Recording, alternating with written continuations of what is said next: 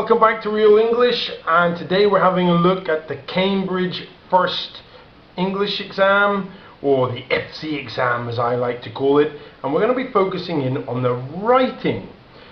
But what I'm going to be doing in this video is just going through a checklist of things that you should be doing before you start writing, while you're writing, and after you've finished your writing. And this will work for whether you're working on an essay or an email. It doesn't really matter what composition. A lot of these tips will be very valid to help you improve your writings and make sure you're not making as many mistakes as perhaps you usually might. So let's get to it. First of all, what can you do before you write? Well, this is a massive thing. It is just so important, because I think one of the major mistakes that students make is they don't read the question properly because they're stressed and they've got a million things on their minds. What do? That's right, they just start writing and they don't read the question. Therefore, it is very important for you to read the question again and again and again and underline exactly what you have to do. Because if you don't, first of all, you're highly likely to write off topic. If you do, that means you're going to lose marks and you're going to be penalized. If, for example, you're writing an email, there's maybe 2 or 3 questions that you've been asked to answer. You may answer 2 of them, but forget the 3rd one. And once again, that's going to cost you content marks and you're going to be penalized. And this is such a shame. So read the question and don't start writing until you are 200% sure you know exactly what you're meant to be doing.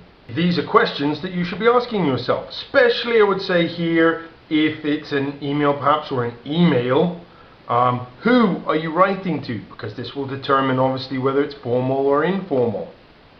Why are you writing to them? What information is necessary for you to fulfill your requirements? And usually in the FC or the First for Cambridge, it is clearly stated. And what are you writing? Now, this brings us to the next major hurdle that a lot of students have, and that is they don't know their compositions well enough. Before you step foot into that exam room, you should be able, if I say the word article to you, you should be able to have a mental picture of what an article looks like. An essay, you've got it right there. A story, I've got it right there. You need to know your compositions and the differences between these compositions, because examiners are looking at this. It's all too often I see people, oh, I did the article, mister, and I read the article and I'm like, okay, it was a good answer, but you never wrote an article, it was more like an essay. Not good. Make sure you know your compositions, make sure you organize it correctly. And we've got lots of videos on this channel which will take you through all the compositions, give you model answers, give you tips, and if you watch those you should have a really good idea. As well as that, look at the model answers that you get in all the textbooks. No matter what textbook you are using, I guarantee there should be model answers, and hopefully there'll even be a writing key at the back of your textbook. And these things are awesome to help you picture what compositions look like. How should you organize it? As I was just saying. So that basically was before you write. And the final thing you need to remember is to brainstorm. What's brainstorming? Coming up with ideas. So for example, if you're writing an essay and you decide I'm going to have my introduction, the advantages of something, then the disadvantages of something, then the conclusion. 4 paragraphs. You should also spend time and think about, what advantages am I going to write about? What disadvantages am I going to write about? Because you may find yourself in a situation where you have lots of ideas, 5, 6 of them. You don't need all those ideas, so in this situation you'd pick maybe the best 3 and expand those with worked examples, and you'll get very good marks. And again, this just really helps you organize your work and make sure you don't forget anything. Next, so while you are writing, that's right. Even though you're writing something, you've still got to be thinking of all these other things as well. So the first thing you need to be considering is organize your work using paragraphs. Doesn't really matter what composition you're writing, your work should be logically paragraphed. And again, this comes down to knowing your compositions. For example, if you know your essays, it should be 4 paragraphs, maximum 5. Yeah, you shouldn't have like an 8-paragraph essay. If you find yourself in this situation, something has gone horribly wrong. Keep your word limit in mind. Yes, that's right, you can't really do this before. It's too late to do it afterwards. Oh, I've only written 120 words. Damn, too late. Then you've got to redo the whole thing. And you can't have all these arrows flying all over the place. Nah, that's not going to work either. So while you are doing your composition, you should bear in mind your word limit. Maybe I would say every time you finish a paragraph, count how many words you have, and this will make sure that you are not dreadfully under the limit, which is the worst thing ever, or woefully over the limit, which is almost as bad. After you're writing, now this is very important, so I'm going to say after you have written your compositions. Now listen carefully to what I just said. After you have finished writing your compositions, that's right, both of them. Don't finish a composition and then correct it. Why not? Because maybe you're going to run out of time for the second composition, and that's the worst thing you can do.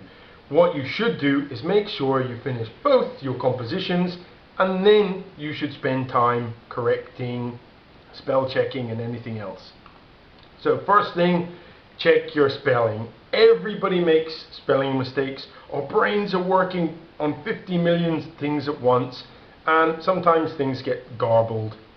It's a shame to make silly mistakes, like writing with 2 T's. Check your grammar, of course. Especially if your teacher says to you, you need to watch your grammar, you've got a problem with the present perfect. You know, every time you use the present perfect tense or something like that, have a little look at it. Make sure it's correct. Check your vocabulary. Yes, don't be lazy. Make sure you are using good vocabulary that you are 90% sure is correct. And try and improve the vocabulary you've used. For example, you should not be using words like good, bad, unless they're part of an expression like a good mood or a bad mood. Nice, stuff, things. All of these words are too simplistic, especially for the FC level or B2 level English. You need to show the examiners more, especially if you're looking for a higher grade like an A or a B. The examiners want to see you show off some of the things that you have learnt. It's as simple as that. Playing it safe all the time and using basic vocabulary, you will lose marks. It's that simple. So I hope this video has been useful and it's given you some things to think about. We have lots of writing videos on this channel. Here's a writing guide to take you through both parts of the 2 compositions that you have to do. As well as that, we have videos that run through like the individual compositions, stories, articles, reviews, emails, essays, reports, whatever. We've got them all on this channel. If there's anything else you want to ask, please get in touch. If you like these videos, remember to subscribe, share with your friends, and give us a thumbs up. Don't be stingy. Bye for now. Thanks for watching.